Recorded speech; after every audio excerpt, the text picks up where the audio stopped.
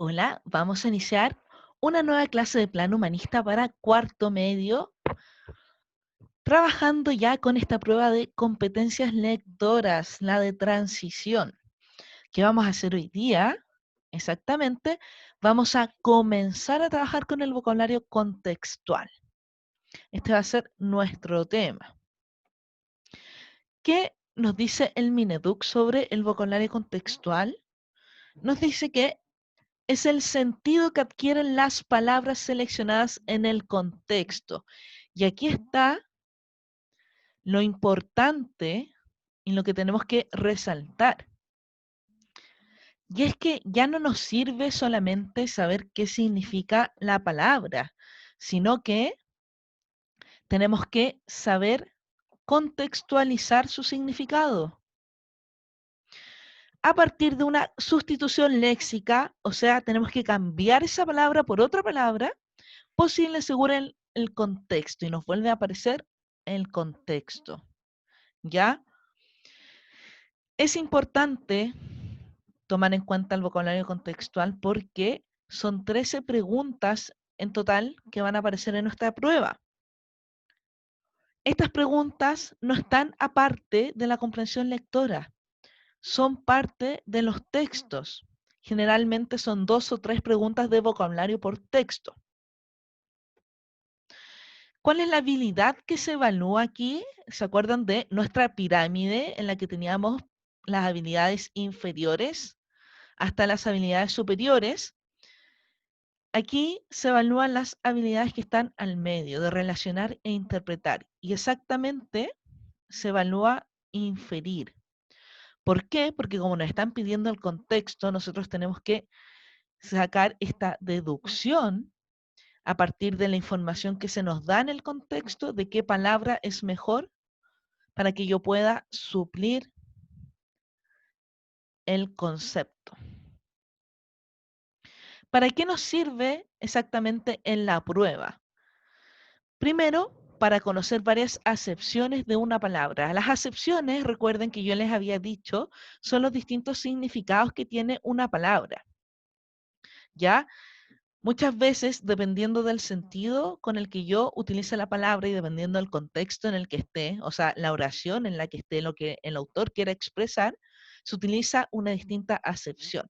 Cuando nosotros buscamos en la RAE el significado, nos aparecen por número las distintas acepciones. Además, me ayuda para poder comprender algunos términos. No es necesario que yo me sepa el diccionario completo, sino que a través del contexto, a través de las otras palabras, yo puedo perfectamente comprender a lo que se refiere ese término desconocido y aún así darle sentido al texto.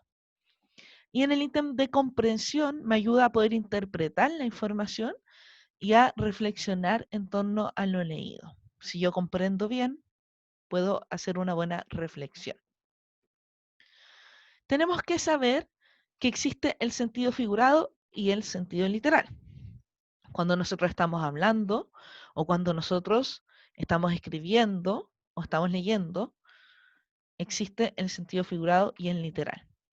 El sentido figurado expresa ideas de manera indirecta, utilizando expresiones que no significan necesariamente lo dicho. O sea, aquí yo tengo que rebuscar el significado, necesito interpretar lo que me están diciendo. En el literal, decimos explícitamente lo que queremos expresar, o sea, es algo explícito. Y aquí tengo el ejemplo. Tener mariposas en el estómago. En su sentido literal significa que nosotros tendríamos que abrir el estómago de una persona y de ahí salieran mariposas. Algo prácticamente imposible, pero literalmente tendría que ser así. En el sentido figurado, como yo les decía, se trata de expresar algo de manera indirecta. O sea, tenemos que interpretar. ¿Cómo podemos interpretar el tener mariposas en el estómago? Las mariposas suelen ser revoltosas cuando aletean sus alas, tienen movimientos y que estén en el estómago, es como que algo sucede en el estómago, algún tipo de cosquillitas, y esto suele suceder cuando una persona se enamora. Y ahí está el sentido figurado que tiene esta oración, de tener mariposas en el estómago, estar enamorado, sentirse enamorado.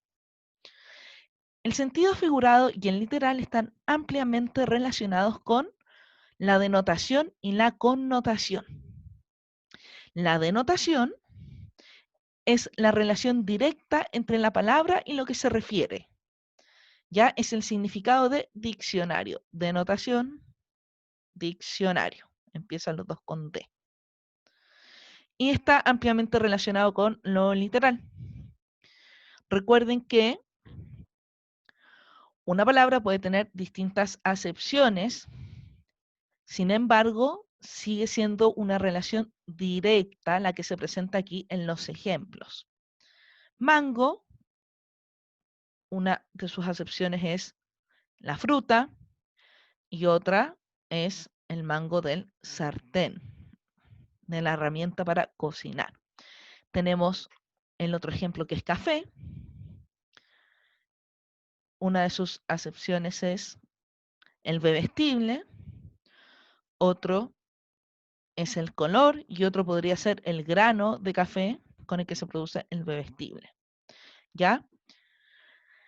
Tienen más de una acepción, sin embargo, se produce una relación directa entre la palabra y lo que se refiere. O sea, yo digo mango y me refiero a explícitamente un mango, ya sea de sartén o sea de fruta. En eso consiste la denotación. Y ahora vamos con la connotación. Aquí hay una relación indirecta que se genera entre el concepto y aquello a lo que se refiere. Aquí nos cambia y nos dice que es una relación indirecta y se basa en asociaciones que el individuo hace según el contexto. Entonces yo asocio las palabras que ya conozco y lo contextualizo. Los conceptos adquieren nuevos sentidos a través de ciertas similitudes a partir del significado literal. Entonces, nuevos sentidos a través de ciertas similitudes, y esto está relacionado con lo figurado. Vamos a los ejemplos. Tus palabras son como música para mis oídos. ¿Cómo relacionamos esto? ¿Cómo le damos un nuevo sentido? ¿O cómo interpretamos esta similitud? Primero, tenemos que saber que la música, a pesar de que todos tengamos distintos gustos musicales, podemos convenir que a todos nos gusta la música. Por lo tanto, es algo placentero escuchar música, es algo grato. Entonces, cuando alguien dice, tus palabras son como música para mis oídos, lo que está queriendo decir es que tus palabras son muy agradables para mis oídos. Y ahí se está utilizando la connotación, porque estamos dándole un nuevo sentido a estos conceptos. Vamos con el segundo ejemplo. Eres como un sol en mis días oscuros. Eres como un sol. ¿Nosotros qué sabemos del sol? Sabemos que es energía, sabemos que es brillante, sabemos que da calor. Entonces, que alguien le diga a otra persona, eres como un sol en mis días oscuros, cuando hay oscuridad, lo que más se necesita es luz, ¿cierto? Y el sol ilumina. Le está queriendo decir, tú eres la iluminación en mis días oscuros. Y ahí tuvimos que interpretar nuevamente por qué eso sucede con el lenguaje connotativo. Si nosotros interpretáramos esta misma frase de forma literal, tendríamos que fijarnos en algo como la imagen que aparece aquí, donde una persona está literalmente disfrazada de sol. En resumen, la denotación, acuérdense que la D está ligada a el diccionario, o sea, es significado de diccionario de las palabras, está ligada con el sentido literal y un lenguaje mucho más objetivo. Y la connotación, acuérdense que la connotación requiere interpretación, está relacionada con el sentido figurado y es mucho más subjetiva en el sentido de que cada persona tiene que interpretarlo y lo va a interpretar a partir de sus conocimientos y sus propios conceptos que adquirió a lo largo de su vida. Aquí tenemos una imagen de Ingesman, ya lo hemos visto antes, y una frase que define esta imagen. Zona de confort. Sabemos que este autor trabaja con dibujos que suelen ser muy literales. Entonces, la zona de confort. ¿Cuál es el significado connotativo de zona de confort? Generalmente lo hacemos o lo relacionamos a cuando nosotros estamos demasiado cómodos, sin movernos a otra etapa o sin buscar salir de nuestra comodidad. Eso es una zona de confort. El confort tiene que ver con la comodidad. Entonces, esa es la interpretación que nosotros le damos a la zona de confort. ¿Qué sucede con esta imagen? Nos muestra lo denotativo, nos muestra entonces también lo literal. Zona de confort, se crea una zona solo de rollos de confort. ¿Para qué me sirve saber esto? ¿Cómo lo puedo yo aplicar en la prueba? Es muy útil saber porque dependiendo de el tipo de texto al que yo me enfrento en la prueba, puedo saber si se utiliza más lenguaje connotativo o más lenguaje denotativo.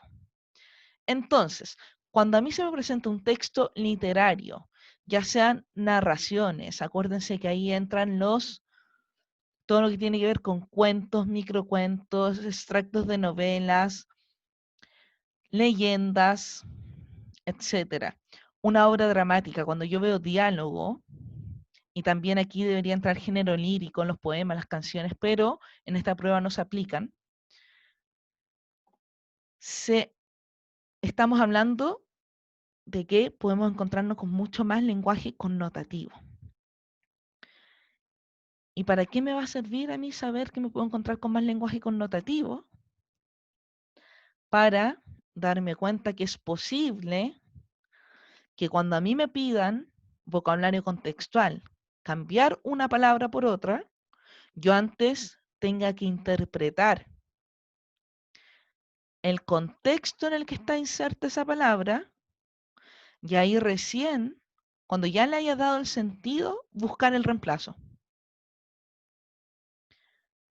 En cambio, en los textos no literarios, o sea, en los expositivos, cuando a mí me están describiendo algo, y los argumentativos, cuando yo veo que están defendiendo alguna postura, alguna idea, se utiliza mucho más lenguaje denotativo. Y ahí tengo que tratar de buscar la palabra que mejor represente el significado. En tercera instancia, en los medios masivos de comunicación va a depender específicamente del texto que a mí se me presente.